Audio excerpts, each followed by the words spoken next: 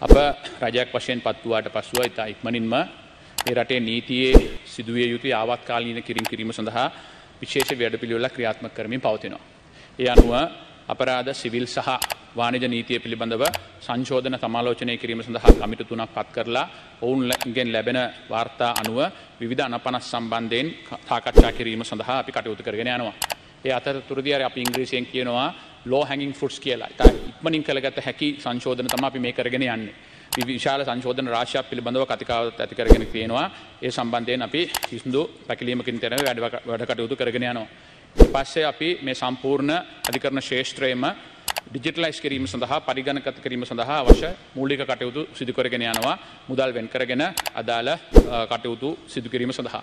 එහා සමානවම සම්පූර්ණ අලුත් කඩේ උසාවි සංකීර්ණයම වෙනස් වන ආකාරයට House of Justice project එකක් අපි බිලියන 16.5ක් යොදලා කුළුණු 4කින් සිදු කිරීම සඳහා අපි බලාපොරොත්තු වෙනවා. ඒක ඉතා ඉක්මනින්ම සිදු වෙනවා 25 වෙනිදා. ඊ සඳහා මුල්ගල් තැබීමට ගරු අග්‍රාමාත්‍යතුමා අපේ අලුත් කඩේ උසාවි සංකීර්ණය වෙත පැමිණෙනවා. ඒ අනුව අපි නීතිය යාවත්කාලීනව කිරීම සඳහා ඉතා කැපවීමෙන් ඕනකමින් අපි වැඩ කටයුතු කරගෙන යනවා. මේ සියල්ලෙන්ම අපි බලාපොරොත්තු වන්නේ ගරු නියෝජ්‍ය සභා කාර්යක සභාපතිතුමනි මේ සියල්ලෙන්ම අපි බලාපොරොත්තු වන්නේ නීතියේ පාලනයක් ඇති කරලා ඉතාමත්ම ඉක්මනින් රටේ සාමය සමගියේ ඒ සම්පූර්ණ අවශ්‍යතා සියලු දෙනාට ලැබෙන ආකාරයට කටයුතු කිරීම සඳහා.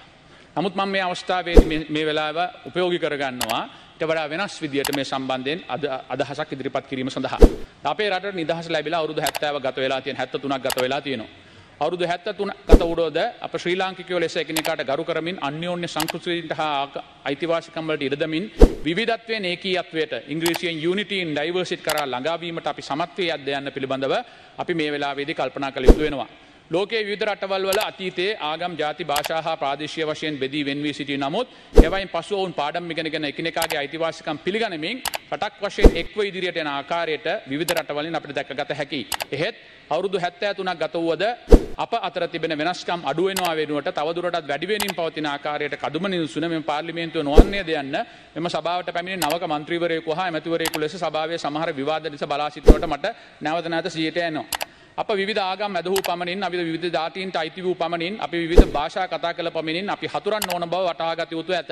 අපගේ ආණ්ඩුක්‍රම ව්‍යවස්ථාවේ හා ජාතිය ගීයේ පදනම වැටී ඇත්තේද අපගේ විවිධත්වයට ගරු කරමින් සෑම ශ්‍රී ලාංකිකයෙක්ම එක හා සමානව සැලකිය යුතු යන පදනම මතය භාෂණීය නිදහසට අපි ලැබී ඇත්තේ එකී පදනම මත සිටගෙනය. පංචජාතික කතුවරයෙකු වන වෝල්ටයා පැවසූ ආකාරයට අපි එකිනෙකා කියන දේ පිළිගත යුතු නැත. එහෙත් අදහස් ප්‍රකාශ කිරීමට අපට ඇති අයිතිය අපි දිවි හැමියෙන් සුරකිය යුතුය. I don't agree with what you have to say but I'll defend to the death your right to say it. අප අතීතයේදී ආපසු හැරී බලනකොට අපි සියලු දෙනාටම වැරදුතන් රාශියක් ඇත. අපි හැම ජාතියකටම අයිති තැනැත්තන් හැම ආගමකම අදහන තැනැත්තන් අතීතයේ විවිධ අවස්ථාවලදී විවිධ ප්‍රචණ්ඩත්වයන් සමාජය වෙත මුදා හැර ඇත. 58 කෝලාහලය 78 කෝලාහලය 80 යාපනයේ පුස්තකාලයේ ගිනි තැබීම 83 ජූලි කලබලය 77 කැරැල්ල 88 89 කැරැල්ල අරන්තලා භික්ෂු ඝාතනය දලදා මාලිගාවට එල්ල වූ ප්‍රහාරය මහ බැංකු ප්‍රහාරය කැබිතිකොල්ලාව ප්‍රහාරය කාත්තාංකුඩිවා ඒරාවුරු මුස්ලිම් පල්ලිවල සිදු වූ ඝාතන මෙන්ම සදාම් හුතෙන් ගම්මානයට එල්ල වූ ප්‍රහාරය සහ මෑතකදී එල්ල වූ සහරාන්ගේ ත්‍රස්තවාදීන් විසින් එල්ල කරන ලද ඒ ම්ලේච්ඡ ප්‍රහාරය අපි ඉතිහාසයේ කළු පැල්ලම් බවට කිසිදු සැකයක් නොමැත. ඒ උන්මත්තක ම්ලේච්ඡ ත්‍රස්තවාදී ක්‍රියාකාරකම් හේතු කොටගෙන ඒ සම්පූර්ණ සමාජයම කොන්කර වෙන් කර දමා එක පැත්තකට තල්ලු කර මේ ප්‍රශ්නයට විසඳුම් සොයා ගැනීමට උත්සාහ කරන්නේ නම් මම විශ්වාස කරන ආකාරයට අපි වැරදි ප්‍රවේශයක් ලබාගෙන තිබෙනවා. ලෙවන ලෝක යුද්ධයෙන් පසුව මුළු ලෝකයේ විසින්ම ජපානයේ කොන්කර තිබියදී අපරට නියෝජනය කරමින් ලෞතුරා බුදුරජාණන් වහන්සේගේ බුදුදහමේ අගය ලොවට වටහා දෙමින් වෛරයෙන් වෛරය නොසන්සිදේ අවෛරයෙන්ම වෛරයෙන් සංසිදේ යන ඒ බුද්ධ වචනය ජපානයේ පුනරුදේ හැරවුම් ලක්ෂ්‍ය වූ බවට අපි ඉතිහාසයේ දෙස බලා තේරුම් ගත යුතුය ඇත. එහෙත් එවන් ආදරය කරුණාව මෛත්‍රිය හා දයාව මත පදනම් වූ ගුණදන් අද අප සමාජයේ සතුව පවතින්නේද නොයසේ නම් අපි තවදුරටත් එකිනෙකා වෙන්කොට බෙදී වෙන් වී කුලල්කා ගැනීමට තවදුරටත් කටයුතු කරමින් සිටින්නේද කියන්න පිළිබඳව අපි සලකා බැලිය යුතු ඇත.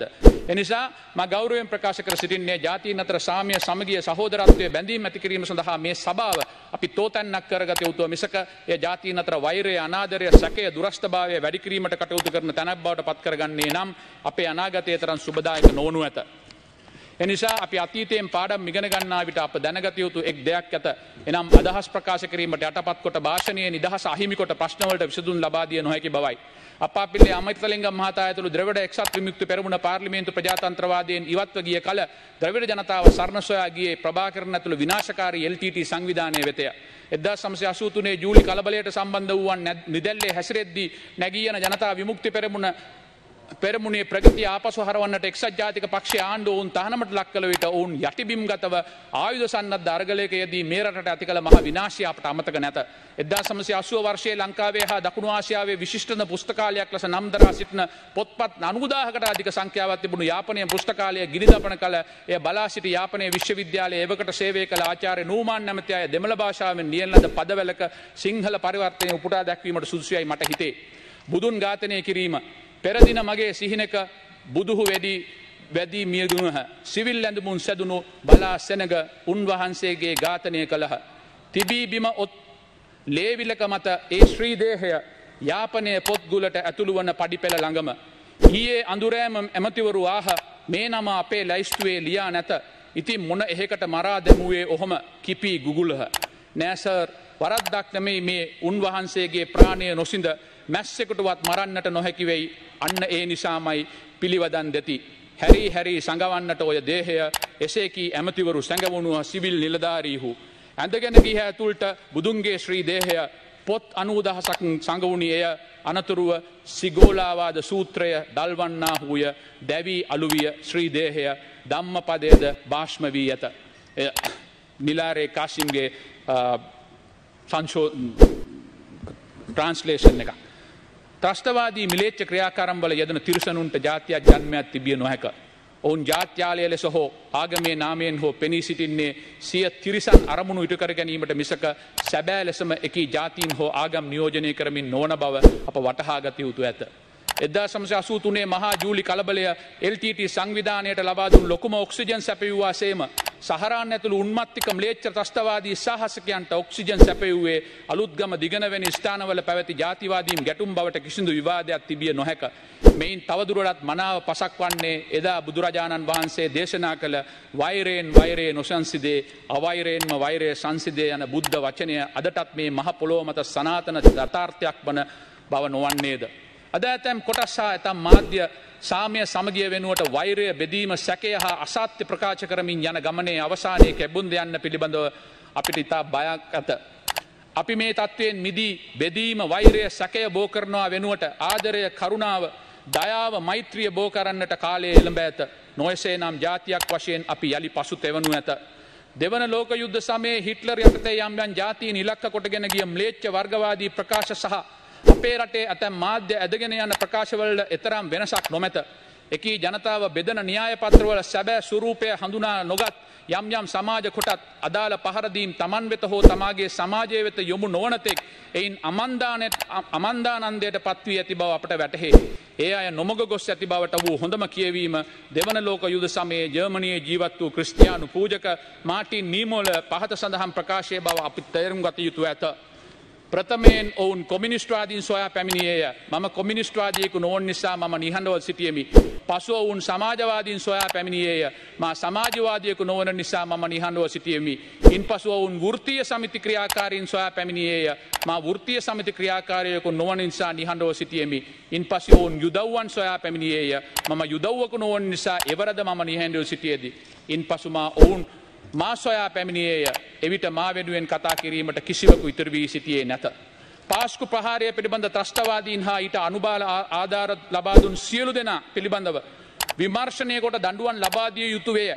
ඒ පිළිබඳව කිසිම ප්‍රශ්නයක් නොමැත. ඔවුන්ගේ කිසිවෙක්ගේ තරාතිරම නොබලා නීතියෙන් ගැලවී යාමට ඉඩ ලබා දීමට රජයක් වශයෙන් අපි කටයුතු කළමු. ඒ පිළිබඳව විවාදයක් නොමැත.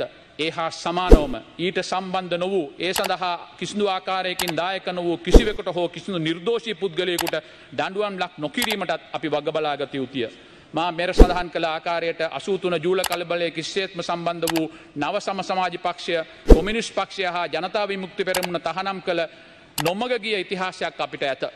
වැරදි පුද්ගලයන් හඹා ගොස් ඇත්ත වශයෙන්ම ඊට සම්බන්ධ සමාජ කොටස් තවදුරටත් සමාජයේ සැඟවී සිට යලිත් වරක් යම් ප්‍රචණ්ඩත්වයක් මුදාහරනු ලැබුවහොත් එය මෙරට සමාජ ස්තරයට දරාගත නොහැකි මහ විශාල ඛේදවාචකයක් වනු ඇත. එම නිසා පරීක්ෂණ අපක්ෂපාතීව යුහුසිලිව කඩිනම් හා පූර්ව නිගමන වලින් තොරව සිදු කිරීම සඳහා රජය වගකිව යුතු රජයක් වශයෙන් අපි කටයුතු කරනු ඇත.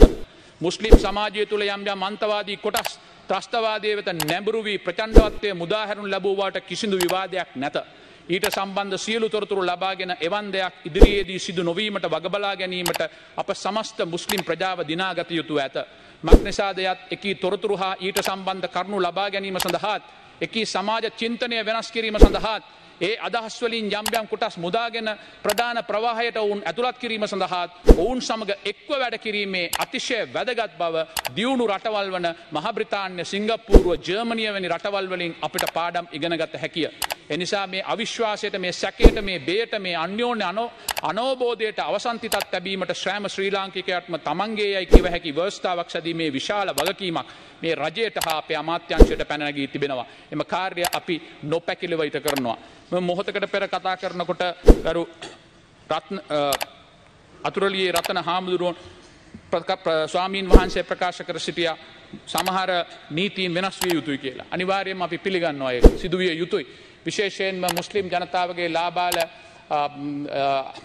බාල වයස්කාර විවාහ නැවැත්විය යුතුයි කියලා. ඒ සම්බන්ධයෙන් මම දැනටමත් මුස්ලිම් විවාහ නීතිය වෙනස් කිරීම සඳහා අවශ්‍ය නීති සම්පාදනය කිරීමට සහ අවුරුදු 18ක අවම විවාහ වයස ඉදිකර කිරීම සඳහා කටයුතු කරමින් සිටිනවා.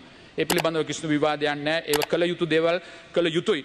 ඒ හින්දා ඊටාත්ම වැදගත් දෙයක් ගරු නියෝජ්‍ය කාර්ක සභා සභාපතිතුමනි මේ නීතිය යාවත්කාලින කිරීමෙන් අපි බලාපොරොත්තු වන්නේ මේ රටේ සාමය ඇති කිරීම සඳහා.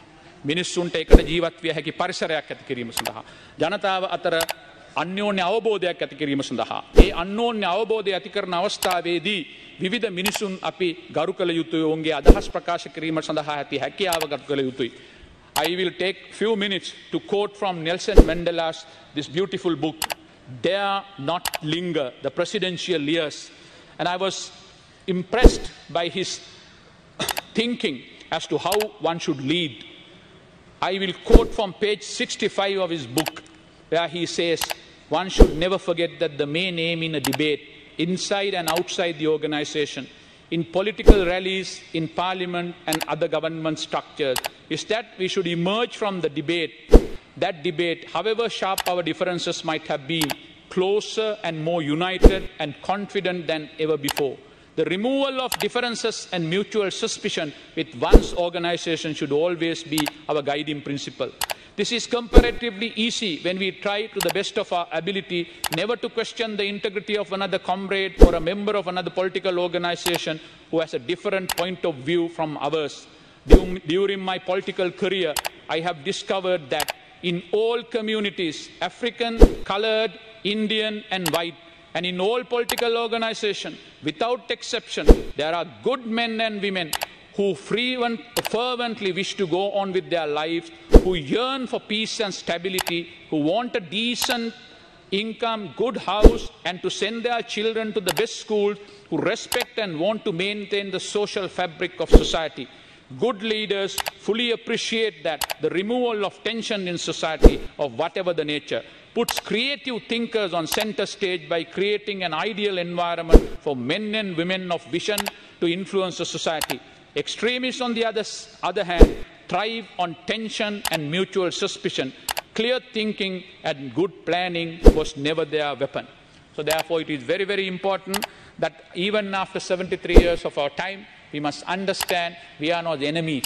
Merely because we speak different languages, merely because we come from different sides. Honourable Member, you have 2 more minutes. Merely because we have different opinion on a question, we are not enemies of each other. So it is time that we will start, talk to each other, resolve our differences and come out with a constitution which is inclusive, which could be a foundation for a great Sri Lanka where each one of us will thrive. That's the task that we have, and I am confident that we have appointed a very skillful committee to look into the preliminary drafting of our constitution. They are working hard. They are speaking to so many people. Probably I will have a working meeting with them in the next week or so. So I hope in years to come, we should be able to forget about the past, admit that we have made mistakes from all communities and all sides, and move on and learn from South Africa. A lot to learn from that. I remember, and when I read this, he says, I want to liberate the oppressor and oppressed. That's what he says. Therefore, there's no point of we try to hurl insult on each other. It's time that we move on and build this country to its real potential. And therefore, emanisa garu mantritumani maita gauruwen illa sitna obatumanlage adahas mema පනත සම්බන්ධයෙන් විශේෂ දෙයක් සඳහන් කිරීමට අවශ්‍ය නැහැ. මේ පනතෙන් අපි බලාපොරොත්තු වන්නේ නීතිය යාවත්කාලීන කිරීම සඳහා මේ ඉතාමත්ම කෙටි අපි කරන ව්‍යායාමයක පළවෙනි අධියර විතරයි. නමුත් අපි දැවැන්ත ව්‍යායාමයක් කරන්න බලාපොරොත්තු වෙනවා. දැනටමත් මම 37කට ප්‍රමාණයක් ඊට අදාළ කැබිනට් අනුමැතිය තබා ලබා දීලා තියෙනවා. ඒ කැබිනට් එකේ විවිධ අවධිවල ඒක සාකච්ඡා වීමෙන් පවතිනවා. තවත් 10ක් යලි සලකා බැලීම සඳහා වෙනම විශේෂඥ කමිටු පවත්වලා තියෙනවා. ඔවුන් මේ සම්බන්ධයෙන් අධ්‍යයනය කියලා මට වාර්තා ලබා දෙනවා. ඒ අනුව ඒ වාර්තා උපයෝගී කරගෙන අපි නීතිය යාවත්කාලීන කරනවා. උදාහරණයක් ඇරෙන්න මම කියපු ආකාරයට මුස්ලිම් විවාහ නීතිය, එතකොට රෙන්ට් ඇක්ට් එක, එහා සමානවම සහාධිපත්‍ය. Honorable member, your time is up. Please wind up. ඒ අනුව මම ඉතා ගෞරවයෙන් ඉල්ලා සිටින්නේ ඔබ සියලු දෙනාටම මේ සම්බන්ධයෙන් ඔබ සියලු දෙනාගේම උදව්ව අපිට ලබා දෙන්නයි කියලා මෙම සහයෝගය අපිට ලබා දෙන්නයි කියලා මේ පනත් ටික සංශෝධනය